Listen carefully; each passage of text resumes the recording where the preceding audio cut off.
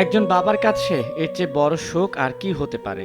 ভারাক্রান্ত হৃদয়ে এভাবেই বিমানবন্দরে একমাত্র কন্যা কাইনা কায়সারের মরদেহ গ্রহণ করেন সাবেক ফুটবলার কায়সার হামিদ। শুক্রবার রাতে ভারতের চেন্নাইয়ে ব্যর্থ হয় চিকিৎসকদের সব প্রচেষ্টা। সবাইকে কাঁদিয়ে লিভার জটিলতায় না ফেরার দেশে পাড়ি জমান জনপ্রিয় কন্টেন্ট ক্রিয়েটর, অভিনেত্রী ও জুলাই অভ্যুত্থানের সম্মুখ যোদ্ধা কারিনা। তার মরদেহ দেশে পৌঁছালে শোকে স্তব্ধ হয়ে পড়ে পরিবার, স্বজন আর সহযোদ্ধারা। আল্লাহু আকবার। রোববার বনানী ডিওএইচএসে সন্ধ্যা ৭টায় অনুষ্ঠিত হয় কারিনার প্রথম জানাজা। অংশ নেন পরিবারের সদস্য, স্বজন এবং রাজনৈতিক ব্যক্তিবর্গ। সন্তানের জন্য সবার কাছে দোয়া চান কারিনার বাবা মা। ভুল চিকিৎসায় যাতে আর কোনো মায়ের কোল খালি না হয় সে আক্ষেপ ছিল স্বজনদের কণ্ঠে। এটা এফেক্টেড হলে এটা লিভার ফাংশন 60 to 70% প্রথমেই ড্যামেজ হয়ে যায়।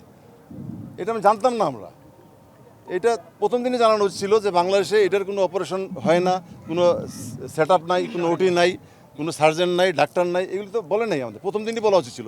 রাত ৮টায় বনানীর জাকের পার্টির কেন্দ্রীয় কার্যালয়ে অনুষ্ঠিত হয় দ্বিতীয় জানাজা। সেখানেও নানা শ্রেণী পেশার মানুষের পাশাপাশি অংশ নেন জামায়াতের আমির ডক্টর শফিকুর রহমান ও এনসিপি নেতা নাসিরউদ্দিন পাটোয়ারি। কারিনার জন্য দোয়ার পাশাপাশি ভুল চিকিৎসার অভিযোগে সুষ্ঠু বিচার চান তারা। আমরা দোয়া করি আল্লাহ তাআলা তাকে ক্ষমা করুন। আমরা সেই মহান গফুরুর রাহিমের দরবারে তার মাগফিরাতের জন্য দোয়া করি। আমরা দেখছি যে হায়েনার মতন আওয়ামী লীগগুলো উল্লাস করছে, তো এটা খুবই দুঃখজনক। তারা এখনও নিজেরা অনুতপ্ত হয় নাই, এর মধ্যেই অনুতপ্ত হওয়ার বদলে উল্টো তারা বাংলাদেশের মানুষের প্রতি বৃদ্ধাঙ্গুলি প্রদর্শন করছেন। রাত 10টায় মরদেহ নিয়ে আসা হয় কেন্দ্রীয় শহীদ মিনারে।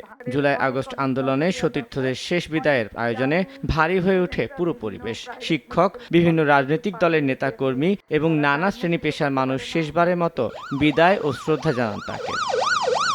সোমবার সকাল 7টায় মুন্সিগঞ্জের গজারিয়ায় অনুষ্ঠিত হবে চতুর্থ দফার জানাজা।